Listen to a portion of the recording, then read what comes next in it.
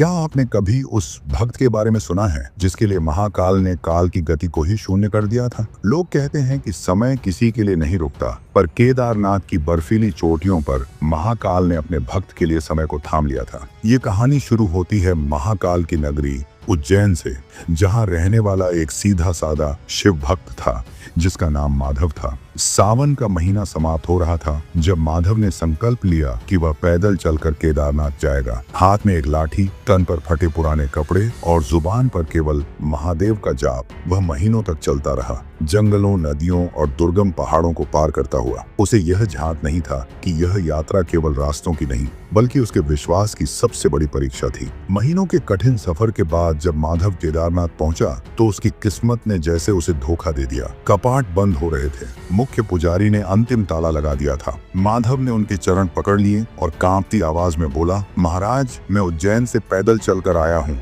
बस एक बार दर्शन करने दीजिए। पुजारी ने उसे समझाते हुए कहा, पुत्र, अब महादेव 6 महीने के लिए समाधि में चले गए हैं, यहाँ रुकोगे तो जम जाओगे, नीचे लौट जाओ। पर माधव नहीं गया। उसकी आंखों में आंसू थे और वह दुखी मन से मंदिर की दहलीज पर ही बैठ गया। तभी उसे अनुभव हुआ कि उसके पीछे कोई खड़ा है। उसने मुड़कर देखा, एक साया जो कद में 7 फीट से भी ऊंचा था, हाथ में एक पुराना डमरू और आंखों में ऐसी गहराई जैसे पूरा ब्रह्मांड समाया हो। वह एक अघोरी था। उसने माधव के पास बैठकर आग जलाई। आश्चर्य यह था कि उस भयंकर बर्फीले तूफान में भी वह आग बुझ नहीं रही थी। माधव ने अपनी सारी व्यथा उसे सुना दी। अघोरी ने हल्की मुस्कान के साथ अपनी झोली से एक रोटी निकाली और उसे देते हुए कहा, खा ले और मेरे साथ बैठ, मैं तुझे शिव की कथाएं सुनाता हूँ।